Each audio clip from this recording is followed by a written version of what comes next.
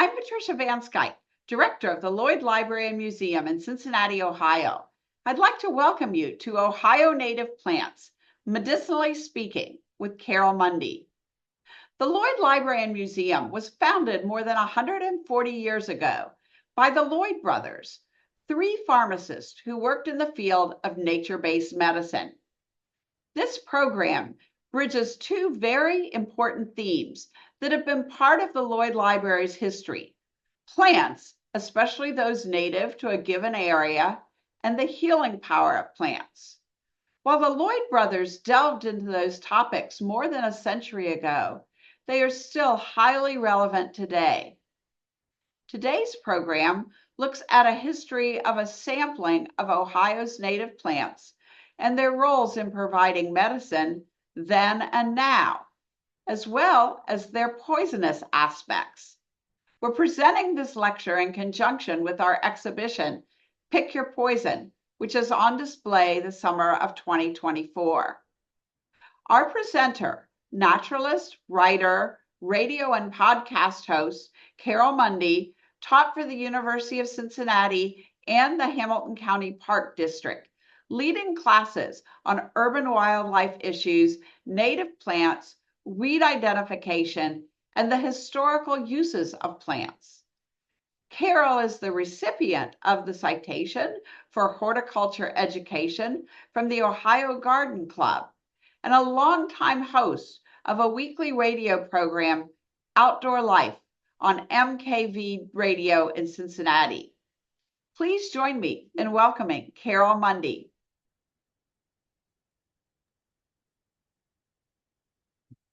Hi, Carol. Patricia. Glad to be here.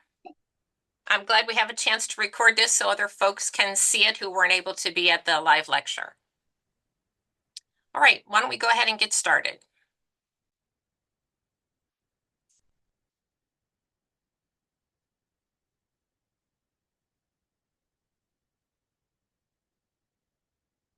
Before we go too far into this, I want to let you know that I'm a naturalist. I'm not a doctor. I'm not a medical or pharmacological researcher.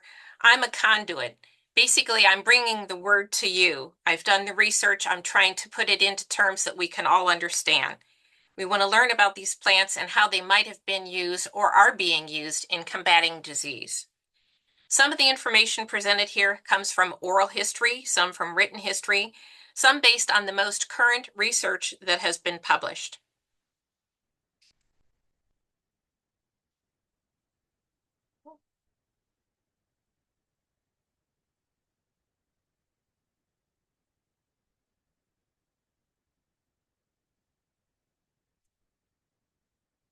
A little premise here. Across what is now Ohio, from forests and prairies, from lakeshore to riverbanks, plants were collected and utilized long before the Europeans arrived. The native people living here passed down their knowledge of medicinal plants from generation to generation through oral history. When the Europeans came, they brought live plants, seeds, dried plants, tinctures, decoctions, all from their farm or home. If they could not find the same plant in their new living arrangement, they sought out similar plants to try and make the same decoction, tincture, whatever. In some cases, they may have been fortunate enough to benefit from some of the medicinal plant knowledge shared with them by local native people. Okay, so we all know some folklore surrounding the way plants have been used medicinally.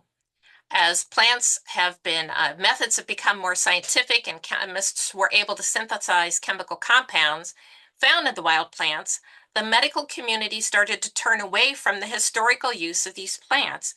In fact, going so far to say that those using medicinal herbs were quacks. And yet here we are again. We're rethinking this. We're reassessing this decision and rediscovering the naturally occurring botanical compounds that are in the plant and can be used for medicine. And I think it's really important to talk about that because it's not unusual for, of course, we know there's lots of misinformation, but if you do your history, you can find out where these plants have been utilized throughout history and how they're being used today. We have the ability to tease out very specific compounds to activate or deactivate in the case of something like a cancer cell. And that mostly came from botanical locations. Okay, so here's the big question. I want to throw this out there first. So what if the person with the mind of a scientist and the heart of a healer said, what if? What if that plant has real medicinal qualities? What if there really is a compound within that plant to effect a cure? And here's the big one. What if you ignored that? And that happens a lot. We still run into that in some research where botanical compounds are used, and at first sight, I'm sure the first person who goes into that meeting to present the research may be met with some, a little bit of resistance. Okay, so you may know about aspirin. That's one of the easiest ones. We're going to just start there because it's what we think we know. And here's a situation where, okay, salicin, which is a natural extract from willow and other plants, was extracted from the plant, and then that salicin is converted into salicylic acid from the willow, and then it was identified and buffered to be a little easier on the human GI tract. But I want to tell you, there's much more to this particular drug than salicin, which is willow. And in fact, it involves a completely different plant. And I'm hoping people are perking up, going, what? All right, so I have Queen of the Prairie, which is the plant that is native to North America. And in Europe, you'll see that white plant is Queen of the Meadow.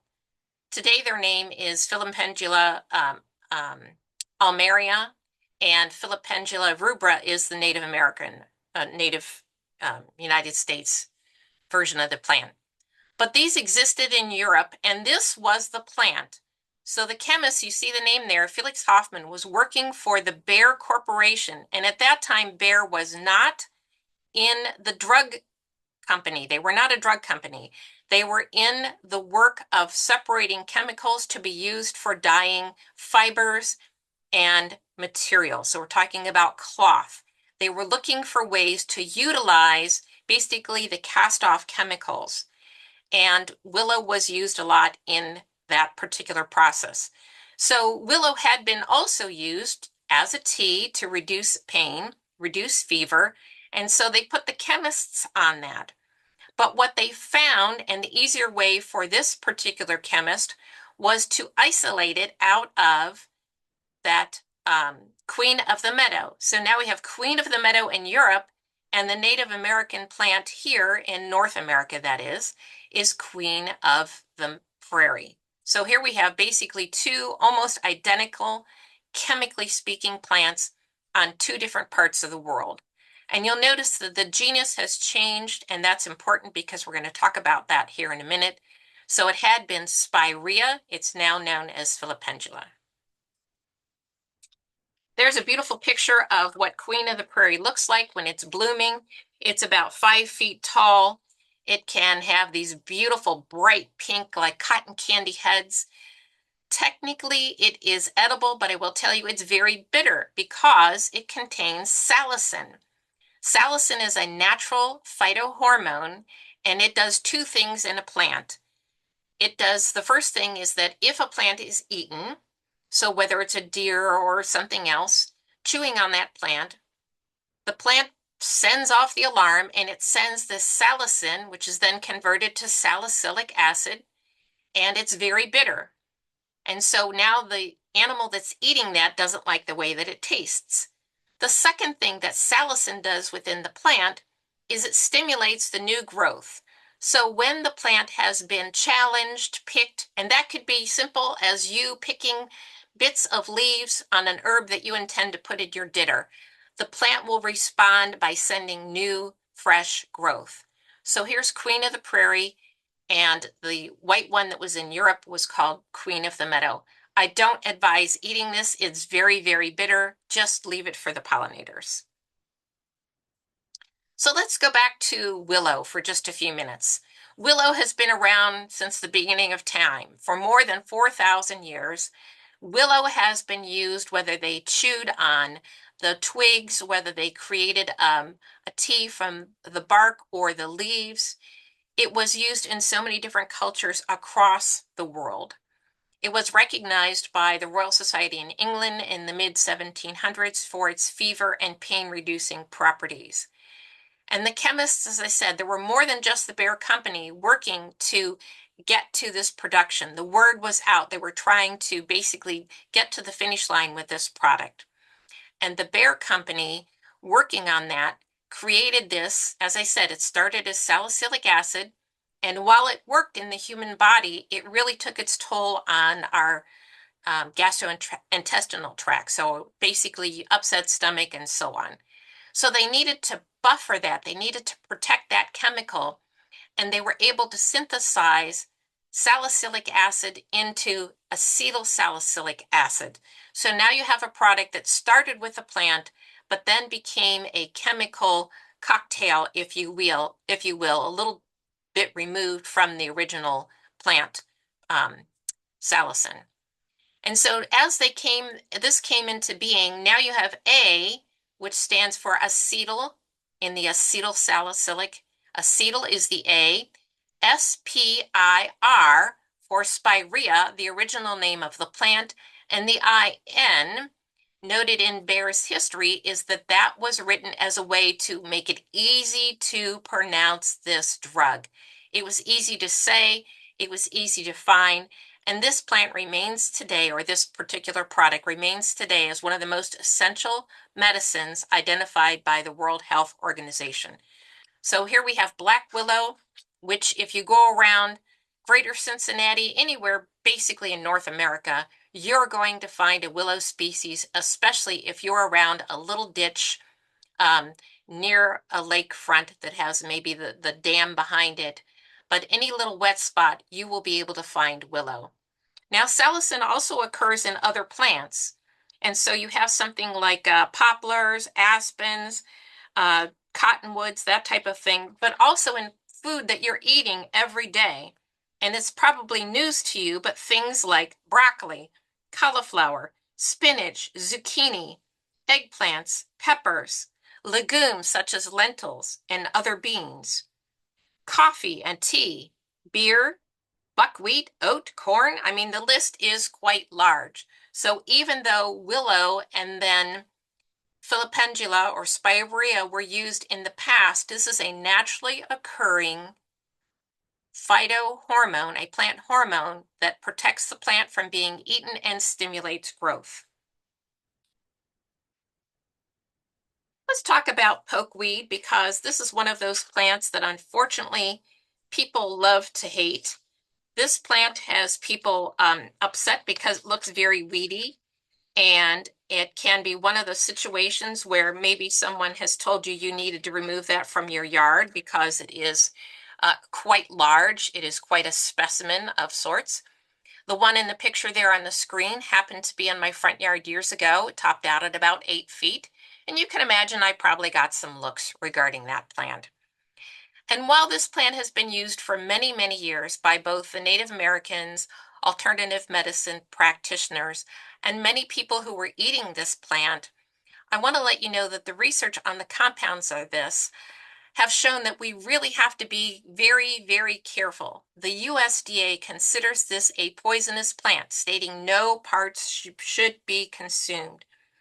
And I want to keep bringing that up because you can go and read about foragers who are eating it. Okay, so let's think about that. First of all, you really have to know your botany. You really have to know some chemical compounds about that plant to make these choices. And it's not something to go about kind of willy-nilly. You don't do this lightly.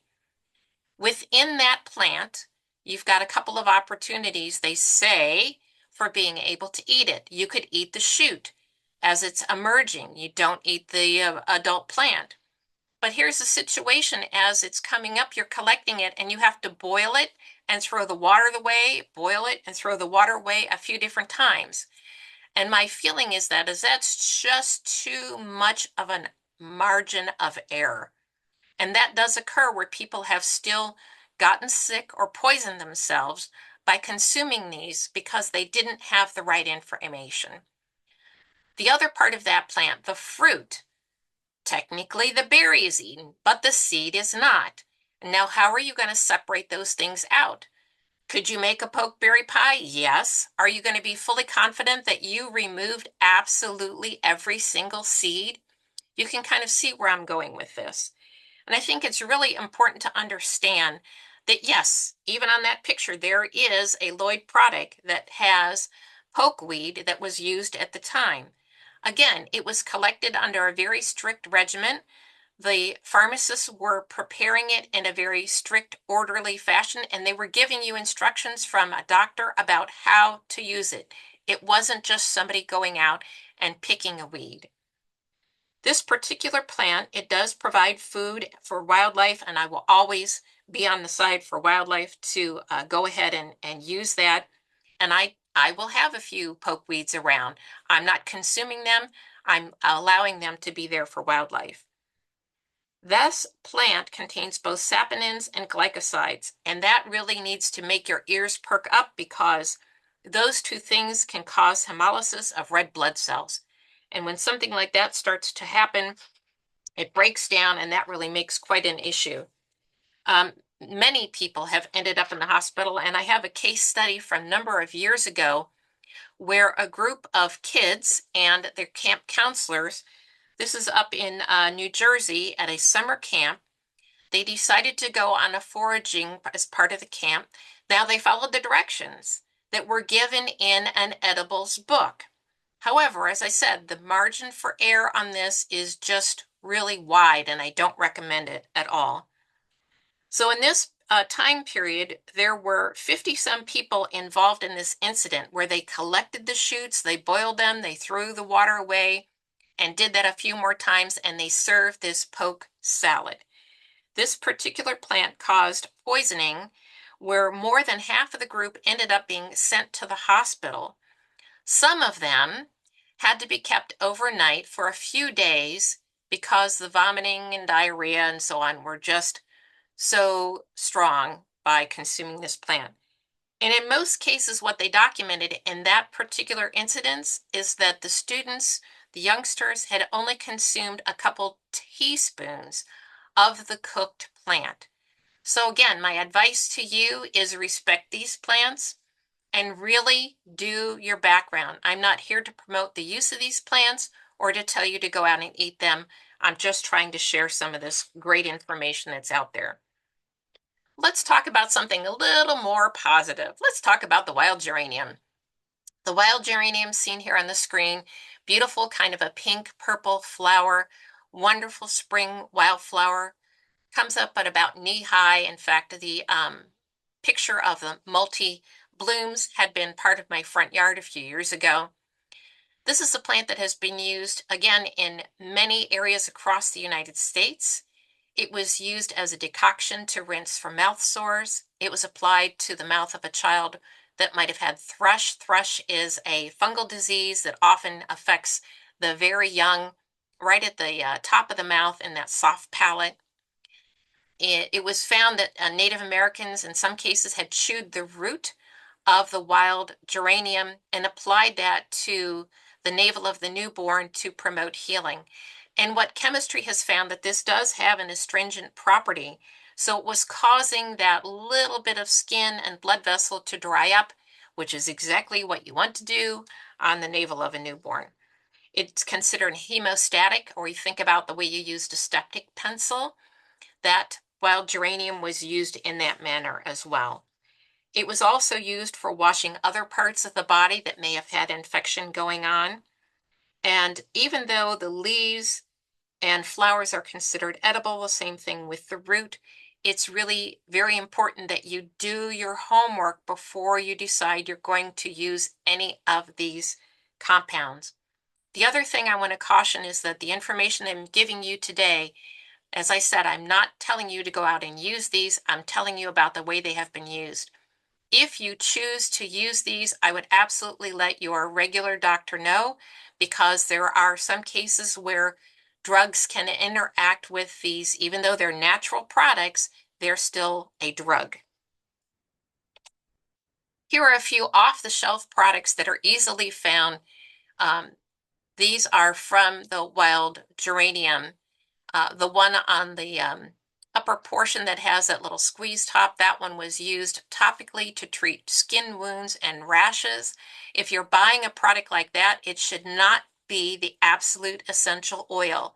This has to be in a carrier oil. Never apply essential oil directly to skin or take it internally. It has to be diluted into another type of carrier oil. Two other kind of funny things, if you will. Here's, if you've ever used any of this Mrs. Myers, here's something right off the shelf. You may recognize that one. Many other products very similar have the same kind of recipe, and using that for natural cleaning. The wild geranium has found to have both gallic and tannic acids, which are considered to have microbial and antibacterial properties. They also have found that the essential oil has been used as an effective larvicide in areas of mosquito. And that's something that is still being tested and looked into. Perhaps that's a better choice than some of these other fogging or broad use of insecticides. I completely disagree with that use, and that's a talk for another time. How about sweet gum? I do get comments about this particular lovely tree that we have around this eastern edge of the United States. And here's a wonderful tree that has a kind of a star-shaped leaf, every color of the rainbow as the leaves go into their fall color. But in this case, the news is in that green seed. So this particular tree, the sweet gum, and it was known as sweet gum because the bark or the sap was collected and allowed to harden, and then it was chewed or sucked on like a lozenge to ease a sore throat. Or you could take that sap and make a tea by pouring hot water over it and use it to clean wounds. And it is found that it does have antibacterial properties against things like Staphylococcus, pneumonia, Pseudomonas, and Listeria. But the big news, and this is going back a little about 15 plus years, is that the unripened seeds contain shikimic acid, and shikimic acid is the precursor to the drug that we know as Tamiflu. And as bird flu and some of these other influenzas come about, we are constantly seeking ways to seek a way to basically help ourselves get through it. If we don't have a vaccine, then we need to find a way to reduce that time of disease or unhealthiness.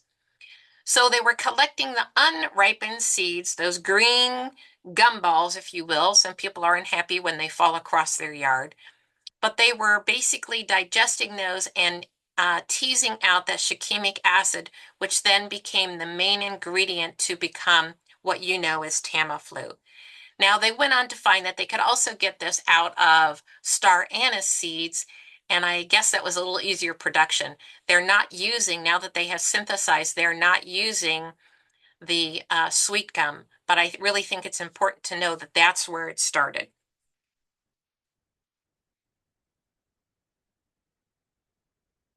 Another plant that you might be familiar with, and you might notice that I have a very small sampling of plants. We could be talking for years about the variety of native plants. So what I'm offering here today is really a snapshot of just a few plants. Some I hope that you knew, and some that were probably new to you. So spice bush is one that most people who are watching this probably recognize. It's a beautiful shrub that grows in the northeastern forests of the United States. It blooms in early spring. There's a bloom in the center of the screen. It's kind of a lime yellow, a limey lemon yellow color.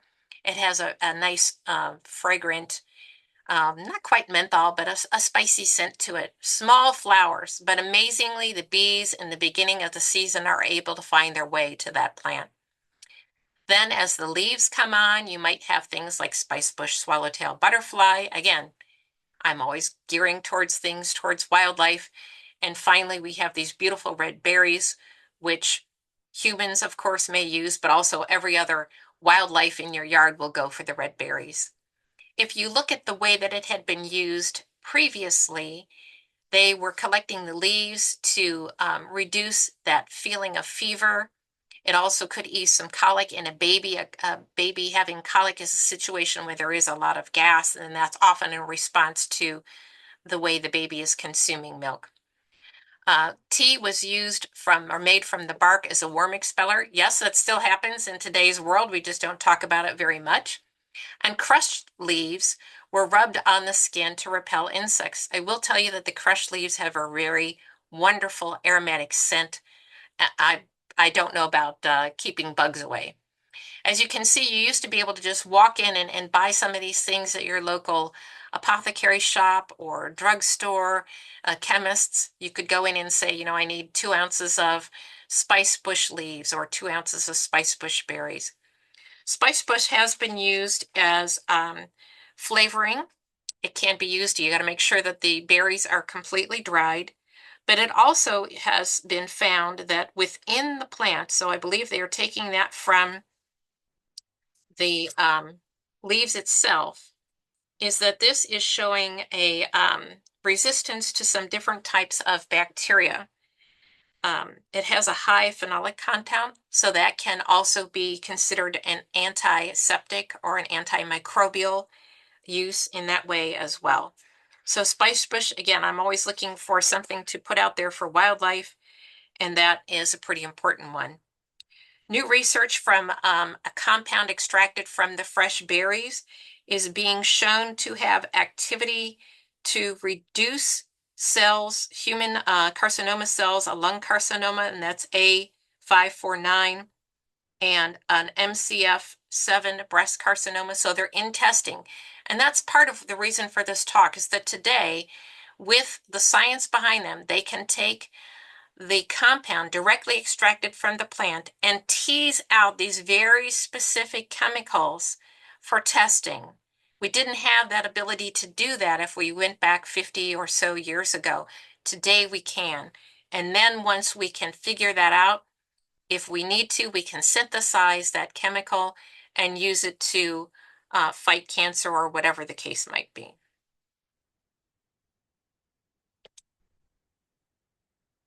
Purple pitcher plant, believe it or not, it's an Ohio native. This is a really incredible plant. It is carnivorous. You can see there in the spot where it's growing, it has those beautiful vase-like or vessel structures. And those particular structures hold water, but they also have the fluid from the plant, which attracts insects in. The insects get down into that vessel or that leaf cup, and they're not able to get themselves back out. It is also a blooming plant. You can see those long, kind of weird looking Dr. Seuss pieces with the balls on top. Those are the bloom getting ready to open. We do have a few places in the state of Ohio where pitcher plant grows. It requires a high acidic spot. So think about the kettle bogs, the bogs that are in the northeastern part of the United States, and in Ohio, in the northeastern part of Ohio. So they do grow there as well.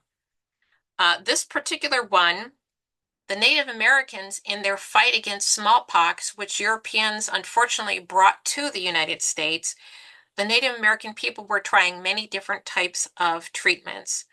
And one of them was to take the root from this plant, which is not very big. It's not very deep. They are easily moved out of the soil that they're in. I would say that that root area is probably not more than about 2 inches. But they were creating a tea out of that dried root to try and reduce the effects of smallpox. And that was one of the plants that you can find if you are looking for a great reference. North American, Native American Ethnobotany by Daniel Mormon is available, and all of these types of plants that I've listed here today are also available in that book. A rootstock was also used as a diuretic, an appetite stimulant, and also used for pulmonary or lung complaints. It does contain a number of different types of alkaloids, and that's one of those things that you have to be considerate of, how that it's going to be used. What I find really interesting is that in this day and age, there is a compound that has been extracted from the purple pitcher plant known as serapin. And this is I almost want to say replacement for use in trigger point injections. So in both horses and humans, it's approved by the AMA and the FDA.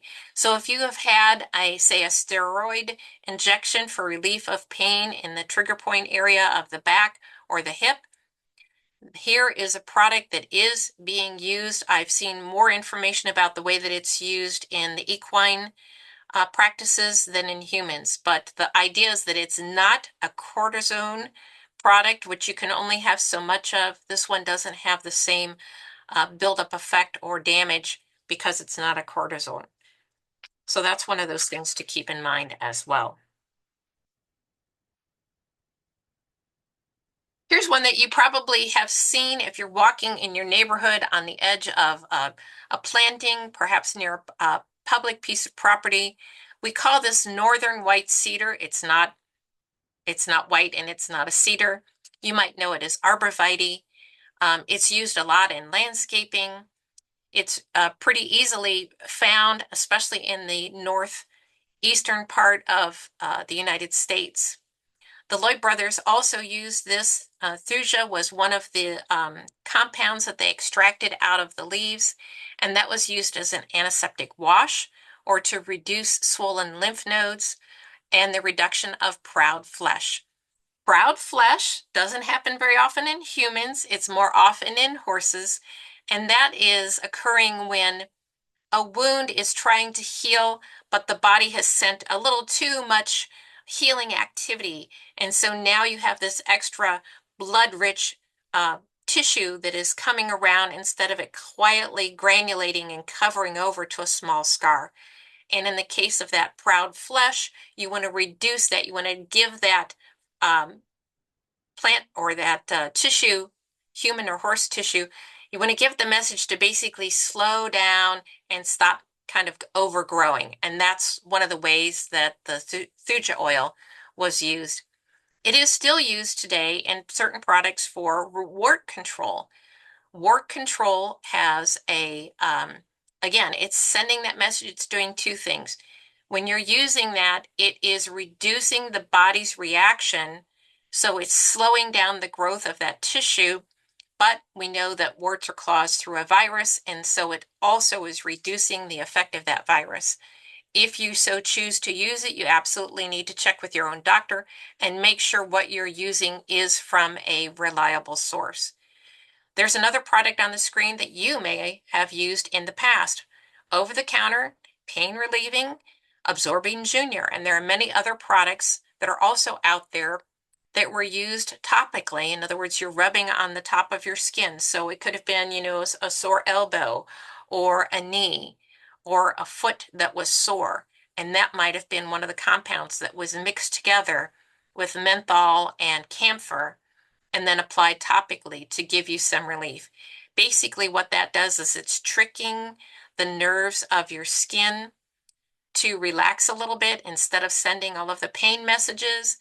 That product that has the menthol, camphor, and thuja oil in it calms that down. And once it calms down, then you're going to feel some relief because it's not going to be hurting quite the way that it was. The extract from that arborvitae is also considered an antimicrobial agent and has been used to treat other topical skin infections. And again, that goes back to working with your doctor if you have a situation that you are interested in using any of these naturally based products. Does Ohio have cactus? Usually when I give this talk, I have a few people are absolutely surprised that yes, Ohio has cactus. Now, granted, we only have one particular variety, and that's the eastern prickly pear. The pads on this particular plant may only reach, I'd say 20 inches or so. If you go out west, they may be taller than you. But all parts of the prickly pear cactus have been used for both food and medicine. I will caution you that this is a plant that is not forgiving. While you can see some of those very sharp spines on the picture, what you can't see are the little tiny hairs located within each of the bundles. They look like polka dots on your screen. On each pad, there are many little polka dots, and in each one of those polka dots are many tiny little fibers that will get into your skin. So it's very important that you pay attention if you're working around or if you have this one in the garden. I have it in the garden and it seems like no matter how careful I am, it always gets me. Poultices, and a poultice is nothing more than the plant that has been crushed or blended, broken down a little bit so it's releasing its fresh juices, and then wrapped into a cloth and applied topically. So a poultice was made from the raw, peeled pad to treat wounds and burns. And the fluid that comes out of that pad when it's crushed, remember it's peeled, and it's raw. That's the other important part. It's not been cooked, it's raw, but it has kind of a mucilaginous effect, and it works similar to the relief that you would get from using the juice from the aloe plant. A little easier to get it from the aloe perhaps than the prickly pear. And new research validates that practice. So here is another plant that is simply used. Really, that's the simplest thing. You take that plant, you've either broken it open, you've scraped that, peeled it off, you have that raw tissue, you've put it into a clean cloth, and you've applied it to a skin irritation. This has also been eaten. So you can take that pad if you go into a restaurant and Nepalese is on the menu, you can order that and they have scraped that all off or they have put it into the fire. I've seen where pads are picked with one big giant tong and then they put it over the fire to sear off all of those little prickles, and then it's scraped to get the rest of that skin off. It has a pretty pleasant flavor, about the texture of an artichoke heart, but it tastes pretty good. It's also been used to perhaps reduce the buildup of plaque within blood vessels and even perhaps reduce blood sugar. Those are still in testing. The raw fruit is high in vitamin C and high in antioxidants. Whenever you see a term like vitamin C applied to a fruit or a vegetable, you have to understand that that is only in the raw form. As soon as you heat that up, if you think about making tea, you boil the water that has disassembled that vitamin C. It's very susceptible to heat. So that vitamin no longer exists. It only is available in the raw product. This one has also been used in terms of some other activity to decrease, as I mentioned, the sugar that's in the bloodstream and also cholesterol. The prickly pear juice, that's that beautiful red fluid seen in the bottle on the corner of your screen, is available to drink. However, keep in mind, fruit has natural sugar. So if you're thinking about a blood sugar issue, you need to be cautious about the amount you're consuming. And so that's one of those things when you're talking about the fresh food that way. Oh, let's see.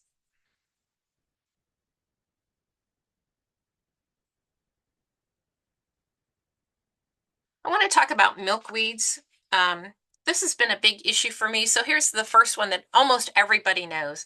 Butterfly milkweed also was known as pleurisy root.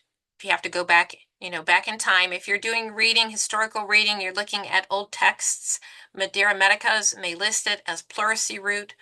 Pleurisy at that time frame was the name for pneumonia. Pleurisy today is not the same thing. Pneumonia is an infection in your lungs. Pleurisy is an infection of the lining of your lungs. And here's a pharmacy container. Again, think about that. Walking into the apothecary and saying, I need an ounce of pleurisy root. And they're going to provide that for you. So even though this particular product is available, I really want to caution you for a number of reasons, because all of this plant, all milkweeds, are considered poisonous and no parts should be consumed. When you start to hear the word cardiac glycoside, I want your ears to perk up. If you think about a plant like foxglove, which produces digoxin, which is used for cardiac issues, and a little bit can work, but a little more can make a real problem for your heart. And that's nothing to be messing around with, if you will. So this is not something to be taken lightly. The other thing about this particular group of plants, we're talking about the milkweeds here, is that from a gardener or native plant person or a forager or even a nature lover, when you're out looking at these milkweeds, I want you to remember that they have their own chemical warfare about keeping other animals from eating them. Now, granted, milkweed beetles and monarchs can eat them, and they have a very different relationship with that plant. But as the sap weeps out, or when you break it, or you might consider consuming it, I'm telling you, do not. These have either neurotoxic or cardiotoxic compounds. As I said, these are chemical weapons against being eaten by insects, birds, and mammals. The sap itself can cause dermatitis. So you may have a skin irritation, and you might not think, well, that's not such a big idea. But you think about your work outside, whether you're gardening, moving, transplanting, collecting plants, collecting seeds. If you were to get that milkweed sap on your hands and then rub your eye, you can contaminate that eye with that milkweed sap, and you can have some corneal edema. You have the swelling of the cornea, corneal damage. And so this is a situation where I want you to understand this plant has big medicine, if you will. It's completely, all parts are considered toxic and should not be consumed. I know, especially in the last few years, the foraging aspect of going out and finding wild foods to eat has erupted, and lots of people are telling you to go out and do these things. Oh, you can collect them when they're young. I will tell you that in most cases, that is when the strongest chemical is in that young pod. So please do not eat this one. Pay attention to it. Milkweeds in general, you just have to be so cautious about them. And I think that's one of those things that, as I mentioned a minute ago, if you're a gardener, if you are going out just looking at native plants, if you're transplanting things, just be very conscious about the way you're handling these particular types of plants. So anything in that milkweed family. They have looked at this and found this particular plant can affect not just humans, but if you have livestock, so sheep and goats, horses are extremely susceptible. So if some of that got mixed in with their hay or the grass that they were eating, that can be a real issue as well. And so please pay attention. And also in another plant, what you might know as dogbane, kind of a cousin of the milkweeds, creates the same kind of sap. So this is my biggest caution to you. Just be careful because it's too easy to make a wrong choice. Well, I want to go back to that what if question that I posed to you at the beginning of this talk. And that is, again, thankfully, many of the people worldwide who have the mind of a scientist and the heart of a healer continue to ask that what if question. That's where it all starts. So every plant on the planet has some medicinal value. It's just up to us to be able to find that. And now with this improved scientific equipment, the idea that you can tease out these very specific compounds and identify them and then test them under very strict laboratory settings to see what their use might be, not just for humans, but within the whole society. And thankfully, when they go to seek the medicinal qualities of plants, that they then quantify them with science. And I think that's ever so important that we as consumers, as just living on the planet, is to go and understand the background of these plants before you include them in your habitat, or if you include them in your diet. You have to know what it is you're using them for or as a medicine. I want to thank the Lloyd Library for allowing me to present this program both live at the Lloyd and also for this recording. If you haven't been to the Lloyd, my question would be, why not? This is an incredible resource right here in Cincinnati. And if you have the opportunity, and we'll make a little jaunt up to the Ohio governor's residence, the Lloyd Library was involved in the Ohio Medicinal Garden that's there, and also a display that has products related back to the garden that the Lloyd brothers used in their pharmaceutical business as well. All right, Patricia, I want to thank you for inviting me to do this program, and I hope we have an opportunity to do some more. Thank you, Carol. That was absolutely wonderful. One of the things that I really enjoy about webinars and programs that we have on YouTube is the ability to listen to it again. You mentioned that you had done this program in person, which was fantastic, but I picked up so many new things when I listened to it again this time. So I really appreciate that. And I think that's one real bonus. And we also can share it with our friends. Right. So again, thank you very much. My pleasure. To the audience, I'd like to thank you for joining us. Programs like these are supported in part by members of the Lloyd Library. If you're not a member, I encourage you to join. You can find membership information on our website, and we also encourage you to visit our other social media, including our Instagram feed, Lloyd Library Official. We hope to see you at the next program.